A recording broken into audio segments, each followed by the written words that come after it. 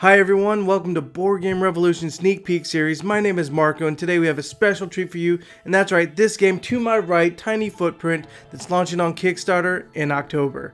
Now if you're new to our Kickstarter series, the way the format works is we go over an overview, how to play around, and then we talk about the highlights.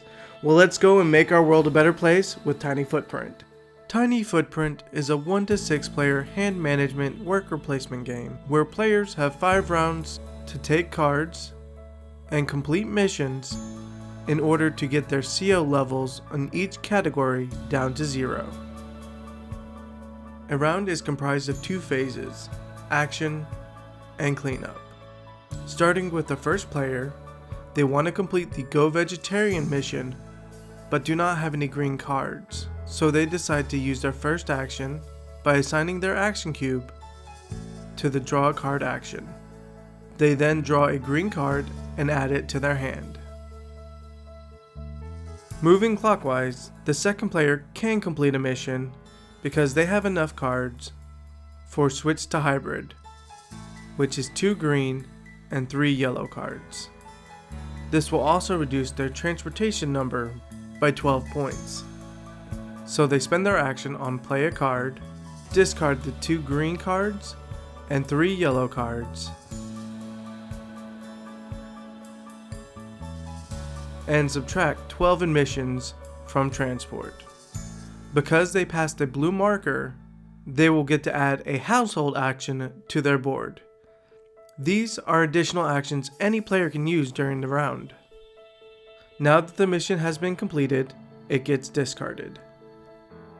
Moving to the third player, they can also complete a mission, but this one's a little bit harder. To complete Minimalist Month, they will need to roll the die and get a 5 or greater. So just like before, they discard their resource cost, 2 gray cards, and assign their worker to the play a card action. Next, all other players can play support cards in order to help their teammate successfully complete this mission, which is exactly what player 4 does.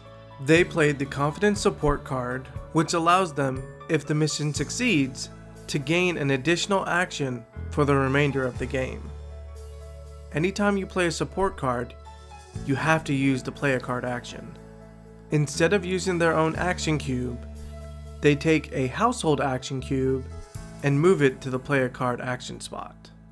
Player 3 now has to draw an encouragement/resistance card and add its 2 effects to all players. The roll gets a +1 and all players get to draw a card. Now the final step to complete this mission is to roll the die and see if you succeed. They roll a 7, which turns into an 8, and success is granted. The consumption moves down to 1, and the 4th player gets an additional action. Play will continue this way until all actions are used. Then the refresh phase begins. Reallocate all action cubes to their players and location. Players will then draw cards and add them to their hand. And finally, each player will draw missions. When drawing missions, if a player gets an adversary card, that effect immediately happens, losing a mission draw. In this refresh phase, all players lost their gold finance cards. So why should you back Tiny Footprint on Kickstarter? Well, number 1, this is a casual game. This is a game that doesn't have a lot of rules that's going to bog down gameplay, or it's going to confuse those who are new to the hobby. You can actually play this game with kids 10 and on up, because a lot of this game is very visual and understanding what requires what to complete missions, as well as it's a teaching tool. Number 2, it's educational. That's right. This game can teach kids and us adults what things we can do just in our daily routine to make the world just a little bit better and cleaner. And I'm not gonna lie when I say some of these cards made me kind of second guess the things and actions I do on a day-to-day basis, where it was like, you can conserve water by not taking as long of showers, and yeah, sometimes you want to take a long shower, or, recycling and, how much it can improve this way, or, taking the bus, or not owning a car, or even just going hybrid. All of these things are touched on with missions that just tell you how we can be better And it's really refreshing to have a game that is educational like this, such as games that are in the Genius Games line. Number 3, the theme.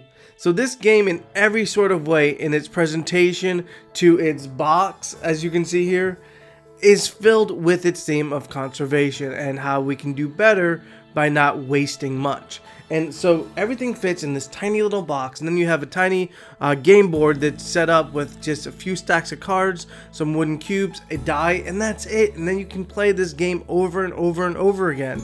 Now, the only thing that I would think would make this theme really kind of come full circle is if everything was used of recycled parts. And number 4, game difficulty.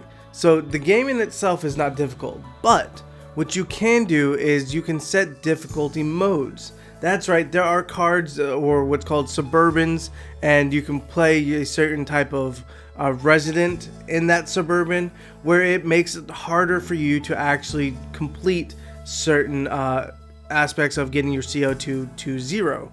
Like there are the sunbathers who have a difficulty when it comes to not traveling because they always like to go on vacation.